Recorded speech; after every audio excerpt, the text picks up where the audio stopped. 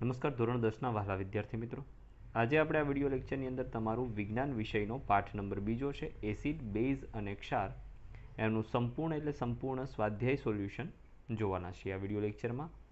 તથા એક નાનકડી વાત કરી દો, આપણે તમામ સ્વાધ્યાયના સોલ્યુશનની લિંક નીચે ડિસ્ક્રિપ્શન બોક્સની અંદર આપેલી છે. પીડીએફ માટે વોટ્સએપ ગ્રુપની લિંક પણ આપેલી છે, ત્યાંથી તમે જોઈન થઈ શકો છો. તો જોઈએ પ્રશ્ન નંબર પહેલો છે, એક દ્રાવણ લાલ લિટમસ પેપરને ભૂરું બનાવે તો તેની પીએચ લગભગ કેટલી હોય? તો જુઓ, લાલને ભૂરું બનાવે મતલબ બેઝ હોય. હવે આ બેઝ છે એની પીએચ 7થી લઈ અને 14 સુધી હશે તો જો 1 નહીં આવે, 4 નહીં આવે, 5 નહીં આવે તો વધે એક જ નંબર 10 નંબર. તો આ 10 નંબર છે એ આપણો સાચો જવાબ આવશે. બીજું, એક દ્રાવણ ઈંડાના પીંચેલા કવચ સાથે પ્રક્રિયા કરી વાયુ ઉત્પન્ન કરે છે જો ચૂનાના પાણીને દૂધિયું બનાવે છે તો દ્રાવણ કયું હશે? તો ચૂનો, આ જે ઈંડું છે એનું ઉપરનું જે કવચ છે તે કેલ્શિયમ કાર્બોનેટનું બનેલું હોય. શેનું બનેલું હોય? તો કોઈ પણ ધાતુનો કાર્બોનેટ છે એ એસિડ સાથે પ્રક્રિયા કરે ત્યારે કાર્બન ડાયોક્સાઇડ વાયુ આપણને આપે છે. કયો વાયુ આપશે? આ કાર્બન ડાયોક્સાઇડ વાયુ છે એ જે ચૂનો છે એનું જે પાણી છે એને દૂધિયું બનાવે છે, કારણ કે એમની સાથે પ્રક્રિયા કરે છે. તો હવે જુઓ, NaCl છે એ મીઠું છે એટલે એસિડ ના કહેવાય. આ લિથિયમ ક્લોરાઇડ છે એ પણ કોઈ એસિડ નથી, અને પોટેશિયમ ક્લોરાઇડ છે એ પણ એક ક્ષાર છે, એ પણ કોઈ એસિડ નથી. તો આપણો ઓપ્શન વધે છે એક HCl હાઇડ્રોક્લોરિક એસિડ. ત્રીજું છે, 10 ml સોડિયમ હાઇડ્રોક્સાઇડના દ્રાવણનું 8 ml આપેલ હાઇડ્રોક્લોરિક એસિડના દ્રાવણ વડે સંપૂર્ણ તટસ્થીકરણ થાય. જુઓ, 10 ml આપણે શું લીધેલું છે? સોડિયમ હાઇડ્રોક્સાઇડ એટલે બેઝ છે, અને 8 ml આપણે લીધેલું છે હાઇડ્રોક્લોરિક એસિડ. આ બંનેને જ્યારે એકબીજા સાથે મેળવીશું ત્યારે એસિડ અને બેઝ એકબીજાની અસરને નાબૂદ કરે, જેને તટસ્થીકરણની પ્રક્રિયા કહેવાય. જો આપણે તે જ સોડિયમ હાઇડ્રોક્સાઇડનું 20 ml દ્રાવણ લઈએ તો એના તટસ્થીકરણ માટે આપણે કેટલું હાઇડ્રોક્લોરિક એસિડ લેવું પડે? તો જુઓ, 10એ 8 લેવું પડે, તો 20એ કેટલું લેવું પડે? 8 દુને 16. કેટલું લેવું પડે? 16. તો જવાબ આપણો આવશે 16 ml. ત્યાર પછી ચોથું છે, અપચાના ઉપચાર માટે નીચેના પૈકી કયા પ્રકારની દવાનો ઉપયોગ થાય? અપચો, એમની અંદર આપણે સામાન્ય ભાષામાં એને એસિડિટી કહીએ છીએ. જેમ આપણા જઠરની જે HCl એસિડનો સ્ત્રાવ જે થાય છે, આ એની પીએચ વધી જાય એટલે કે એની માત્રા વધી જાય તો આપણને પેટની અંદર બળતરા થશે. તો એને આપણે દૂર કરવા માટે, આ એસિડની અસરને નાબૂદ કરવા માટે આપણે શું વાપરીશું? એન્ટાસિડ પદાર્થનો ઉપયોગ કરીશું. એમાં ખાસ કરીને આપણી પાસે છે મિલ્ક ઓફ મેગ્નેશિયા.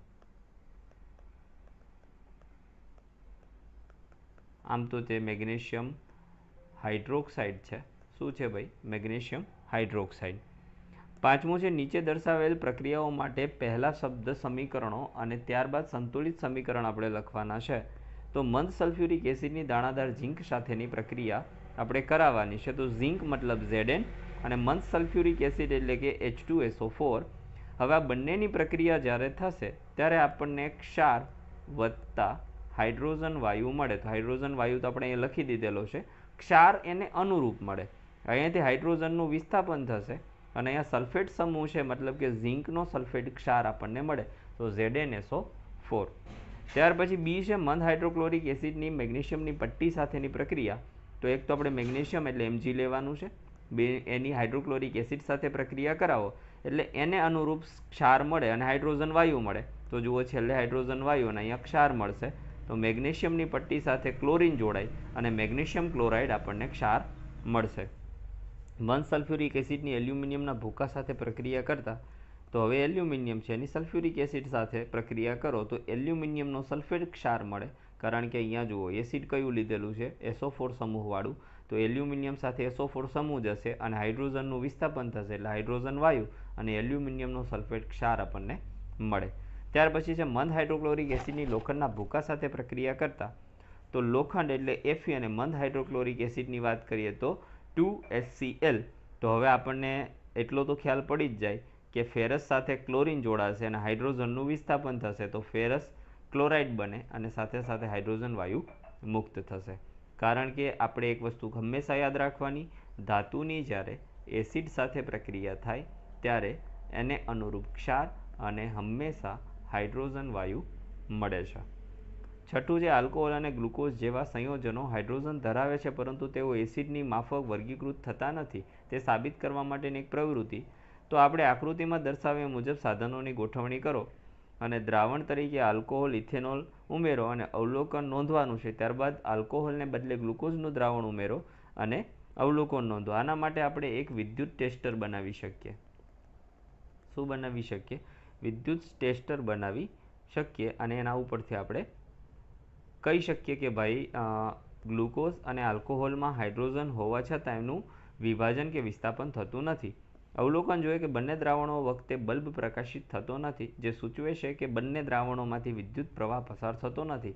આ પ્રયોગ સૂચવે છે કે ઇથેનોલ અને ગ્લુકોઝનું આયનીકરણ થતું નથી. પરિણામે તેમાં H+ આયનો મુક્ત થતા નથી. જ્યારે એસિડના દ્રાવણોમાં H+ આયન મુક્ત થતા હોવાથી તેમાં દ્રાવણમાંથી વિદ્યુત પ્રવાહ પસાર થાય છે. આમ આલ્કોહોલ અને ગ્લુકોઝમાં હાઇડ્રોજન હોવા છતાં તેમનું એસિડ શ્રેણીમાં વર્ગીકરણ થતું નથી. સાતમું છે શા માટે નિસ્યંદિત પાણી વિદ્યુતનું વહન ન કરે જ્યારે વરસાદી પાણી વિદ્યુતનું વહન કરે?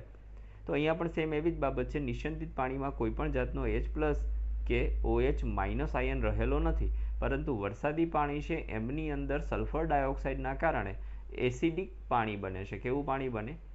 એસિડિક પાણી બને એટલે એમના પાસે H+ આયન અવેલેબલ હશે. માટે વરસાદી પાણીમાંથી વિદ્યુત પ્રવાહ પસાર થાય, પરંતુ નિસ્યંદિત પાણીમાંથી ના થાય. તો સમજીએ આપણે કે નિસ્યંદિત પાણી એ શુદ્ધ પાણી છે અને તે આયનો ધરાવતું નથી, જ્યારે વરસાદનું પાણી એસિડ જેવી અશુદ્ધિઓ ધરાવે છે જે પાણીમાં ઓગળતા આયનો મુક્ત કરે છે. આમ નિસ્યંદિત પાણીમાં આયનો ન હોવાથી તેમાં વિદ્યુતનું વહન શક્ય નથી, જ્યારે વરસાદી પાણીમાં આયનો હોવાથી તે વિદ્યુતનું વહન કરે છે. ત્યાર પછીનો 8મો પ્રશ્ન છે કે શા માટે એસિડ પાણીની ગેરહાજરીમાં એસિડિક વર્તણૂક દર્શાવતું નથી? તો પાણીની ગેરહાજરીમાં એસિડ પોતાનો જે H+ હાઇડ્રોનિયમ આયન છે એને મુક્ત કરી શકતું નથી. એસિડિક વર્તણૂક માટે H+ આયન હોવો જરૂરી છે, કારણ કે એ જ આયન જવાબદાર છે. આમ પાણીની ગેરહાજરીમાં એસિડ H+ આયનનો મુક્ત કરી શકતો હોવાના કારણે તે એસિડિક વર્તણૂક દર્શાવતો નથી. 9મું છે 5 દ્રાવણો છે A, B, C અને D અને E એને સાર્વત્રિક સૂચક દ્વારા તપાસવામાં આવે તો તે અનુક્રમે કઈ pH આપે? A ની pH 4 છે, B ની 1 છે, C ની 11 છે, D ની 7 છે અને E ની 9 pH છે. તો કયું દ્રાવણ તટસ્થ હશે? તો જે 7 pH વાળું છે તે, તો 7 pH કોની છે? તો D ની. તો D છે એ તટસ્થ હશે. પ્રબળ બેઝ કયો છે? તો પ્રબળ બેઝ જેની 14 થી નજીકની pH હશે તો 11. તો 11 નંબરની pH વાળો કોણ છે? C. તો C છે એ પ્રબળ બેઝ છે. એસિડ કયો છે? તો જે 0 ની નજીક હશે સૌથી, તો અહીંયા 1 છે, તો 1 નંબરની pH વાળો એટલે B દ્રાવણ થાય. ત્યાર પછી નિર્બળ એસિડિક કોણ છે? તો 4 pH વાળો એટલે કે A થશે. અને નિર્બળ બેઝ કયો છે? તો 9 pH વાળો એટલે કે E થશે. તો જુઓ અહીં આપેલું છે દ્રાવણ D તટસ્થ હશે, પછી દ્રાવણ C પ્રબળ બેઝ, દ્રાવણ B છે એ પ્રબળ એસિડિક, દ્રાવણ A નિર્બળ એસિડિક અને દ્રાવણ E એ નિર્બળ બેઝિક હશે. શા માટે? તો એ અહીં આપણે ક્લાસિફાઈ કરીને આપેલું છે. ત્યાર પછી બીજું છે pHના મૂલ્યોને આધારે હાઇડ્રોજન આયનની સાંદ્રતાનો ચડતો ક્રમ નીચે પ્રમાણે આપેલો છે 11, 9, 7, 4 અને 1. એમાં ક્વેશ્ચન છે. ત્યાર પછી 10મું છે કસનળી A અને Bમાં સમાન લંબાઈની મેગ્નેશિયમની પટ્ટીઓ લીધેલી છે. કસનળીમાં હાઇડ્રોક્લોરિક એસિડ ઉમેરવામાં આવે અને કસનળી Bમાં એસિટિક એસિડ ઉમેરવામાં આવે તો કઈ કસનળીમાં અતિ તીવ્ર ઉભરા મળે છે અને શા માટે? તો ભાઈ સ્વાભાવિક છે કે હાઇડ્રોક્લોરિક એસિડવાળી કસનળીમાં જ મળશે, કારણ કે આ પ્રબળ એસિડ છે, જ્યારે એસિટિક એસિડ છે એ નિર્બળ એસિડ છે. તો નિર્બળ એસિડ સાથે કોઈ પણ ધાતુ પ્રક્રિયા કરે તો પણ બહુ ધીમી પ્રક્રિયા કરશે અને એટલા બધા ઉભરા આવશે નહીં. તો જુઓ કે હાઇડ્રોક્લોરિક એસિડ એસિટિક એસિડ કરતાં વધુ પ્રબળ એસિડ હોવાથી તેનું પ્રક્રિયા દરમિયાન H+ અને ક્લોરિનનો ઋણ આયનમાં સંપૂર્ણ આયનીકરણ થતાં વધુ H+ એટલે કે હાઇડ્રોજનનો ધન આયન અથવા તો હાઇડ્રોનિયમનો આયન પણ કહી શકો તમે, આયનો ઉત્પન્ન થાય છે. આથી કસનળી એમાં અતિ તીવ્ર હાઇડ્રોજનના ઉભરા મળશે, જ્યારે કસનળી બીમાં જેમાં એસિટિક એસિડ છે એમાં મળશે નહીં. 11મું તાજા દૂધની pH 6 છે. જો તેનું દહીંમાં રૂપાંતરણ થાય તો તેની pHના ફેરફાર વિશે તમે શું વિચારો છો? તમારા શબ્દમાં લખવાનું છે. તો દૂધનું જ્યારે દહીંમાં રૂપાંતરણ થાય ત્યારે લેક્ટિક એસિડ બને છે, તેને લીધે pHનું મૂલ્ય ઘટે છે અને દહીં સ્વાદે ખાટું લાગે છે. 12મું, એક દૂધવાળો તાજા દૂધમાં ખૂબ જ અલ્પ માત્રામાં બેકિંગ સોડા ઉમેરે છે. તે તાજા દૂધની પીએચને 6 થી થોડીક બેઝિક તરફ શા માટે વાળે? તો તાજા દૂધમાં બેકિંગ સોડા ઉમેરવામાં આવે તો પીએચનું મૂલ્ય 6 થી વધે છે, કારણ કે બેકિંગ સોડા બેઝિક ગુણધર્મ ધરાવે છે. શા માટે આવું દૂધ દહીં બનવા માટે વધુ સમય લે? તો દૂધમાં અલ્પ માત્રામાં બેકિંગ સોડા એટલે કે ખાવાનો જે સોડા છે Na2CO3 આ ધોવાનો સોડા છે અને NaHCO3 આ ખાવાનો સોડા છે. તો આ આપણે ખાવાનો સોડા ઉમેરવાનો છે, નહીં કે ધોવાનો સોડા. તો ખાવાનો સોડો ઉમેરતા દૂધ બેઝિકતા તરફ વળે છે, તેથી દૂધમાં રહેલા લેક્ટિક એસિડનું તટસ્થીકરણ થાય અને તેથી દૂધ દહીંમાં રૂપાંતરિત થવામાં સમય લે છે. 13મો પ્રશ્ન છે, પ્લાસ્ટર ઓફ પેરિસને ભેજમુક્ત પાત્રમાં સંગ્રહિત કરવું જોઈએ. સમજાવો શા માટે? તો પ્લાસ્ટર ઓફ પેરિસને ભેજમુક્ત પાત્રમાં, ભેજવાળા પાત્રમાં રાખશો તો ફરી પાછું જીપ્સમમાં પરિવર્તિત થઈ જશે. તો સંગ્રહિત કરવું જોઈએ, કારણ કે તે ભેજ સાથે પ્રક્રિયા કરી અને સખત ઘન પદાર્થ જીપ્સમ બનાવે છે. પરિણામે તે પ્લાસ્ટર ઓફ પેરિસ તરીકેનો ગુણધર્મ ગુમાવે અથવા તો ધરાવતો નથી. હવે તમારે મને જીપ્સમ જે છે એનું અણુસૂત્ર કમેન્ટ કરીને જણાવવાનું છે અને એની અંદર પાણીના કેટલા સ્ફટિક હાજર છે તે મને કહેવાનું છે. 14મું છે, તટસ્થીકરણ પ્રક્રિયા શું છે? 2 ઉદાહરણ. તો જે પ્રક્રિયામાં એસિડ અને બેઝ વચ્ચે પ્રક્રિયા થઈ ક્ષાર અને પાણી બને તે પ્રક્રિયાને તટસ્થીકરણની પ્રક્રિયા કહેવાય. જેમ કે સોડિયમ હાઇડ્રોક્સાઇડની હાઇડ્રોક્લોરિક એસિડ સાથે પ્રક્રિયા કરો તો એને અનુરૂપ, એટલે કે અહીંયાથી આ ધાતુ અને આ અધાતુ બંને એકબીજા સાથે જોડાઈને ક્ષાર બનાવે અને બીજું બનશે પાણી. એવી જ રીતના પોટેશિયમ હાઇડ્રોક્સાઇડની સલ્ફ્યુરિક એસિડ સાથે પ્રક્રિયા કરો ત્યારે તમને પોટેશિયમ સલ્ફેટ મળે અને બીજું મળશે પાણી.